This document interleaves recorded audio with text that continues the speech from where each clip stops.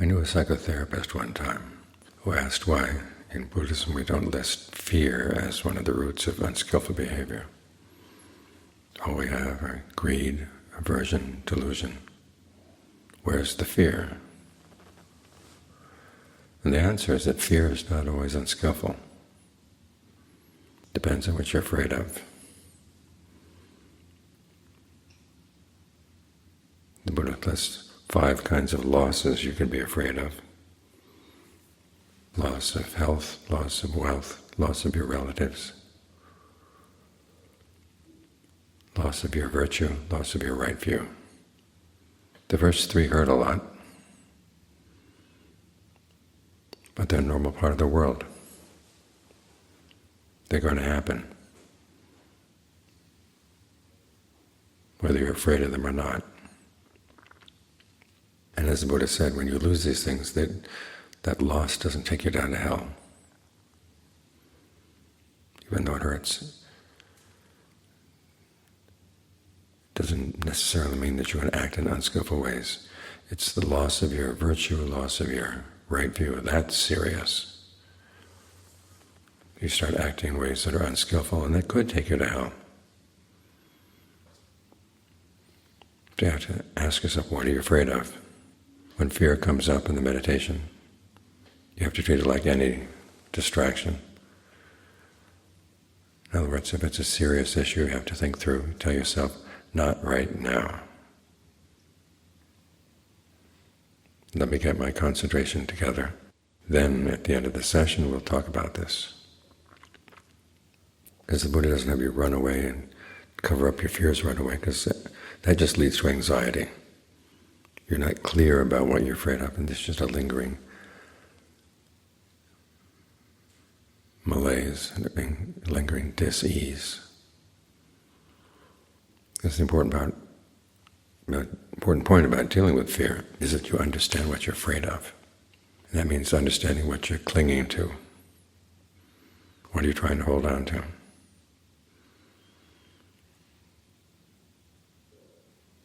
And that's where the greed and the aversion and the delusion come in. Delusion is a big one. There are things you want to hold on to, and you think they're going to make you happy and make you secure, and then you realize it's not all that secure after all.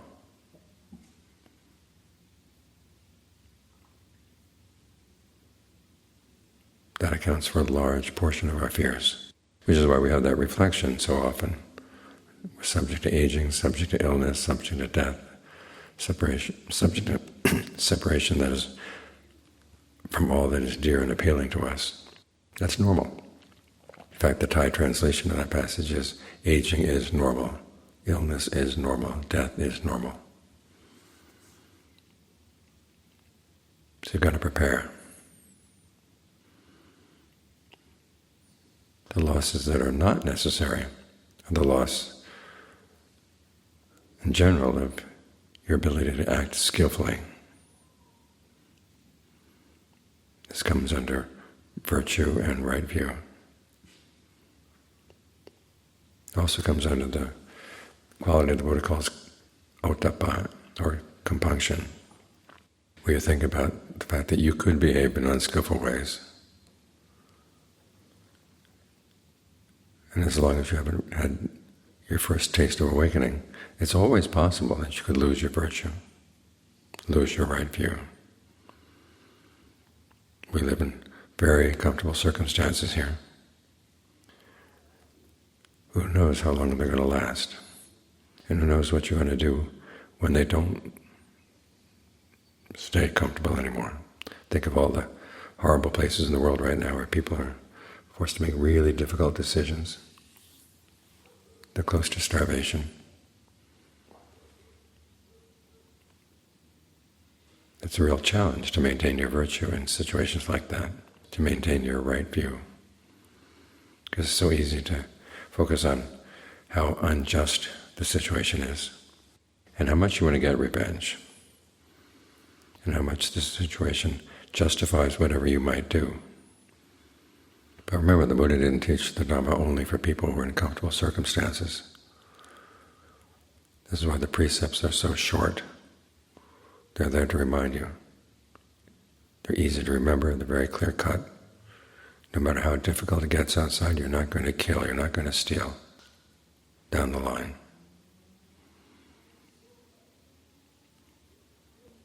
You want those to be clear-cut so that you can remember them easily and hold on to them no matter what. Same with your right view. You're not going to harm anybody because you know if you harm others, the harm is going to come back to you. No matter how horribly they've behaved. Their behavior is their behavior. Yours is yours. That's your treasure. That's the kind of wealth that no one can take away from you. You lose it only when you throw it away.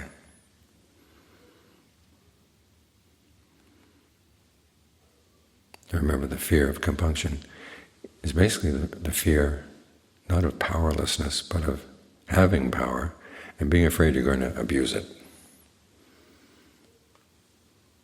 That the Buddha recommended as a skillful fear.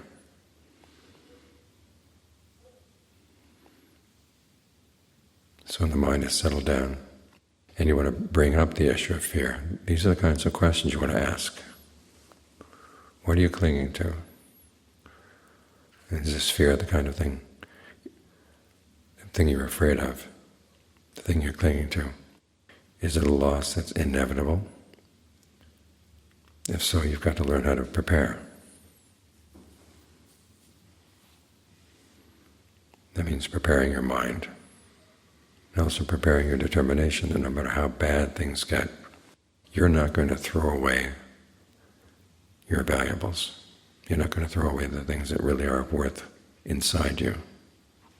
When you can be confident in that, then you find that the fear doesn't hold on to you so strongly.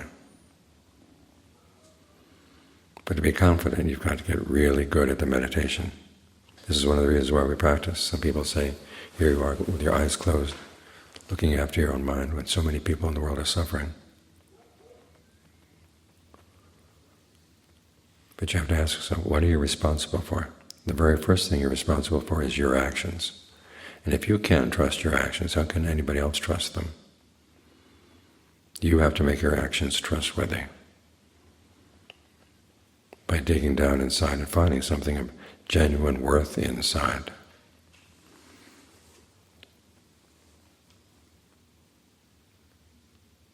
One of the results of gaining the Dhamma is that your precepts are pleasing to the noble ones from that point on. In other words, you're not going to break them intentionally, because you've seen that it was because of your unskillful actions that the deathless was obscured.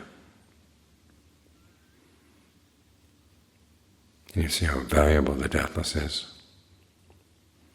So you don't want to keep making those mistakes again and again to delay your eventual awakening.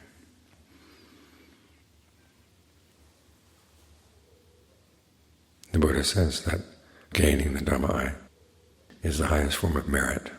Now, merit is usually associated with the goodness you do for other people. And this is the ultimate case. When you can make yourself trustworthy, that's a huge gift to the rest of the world. So that no matter what they do to you, you're not going to behave in ways that are going to harm them.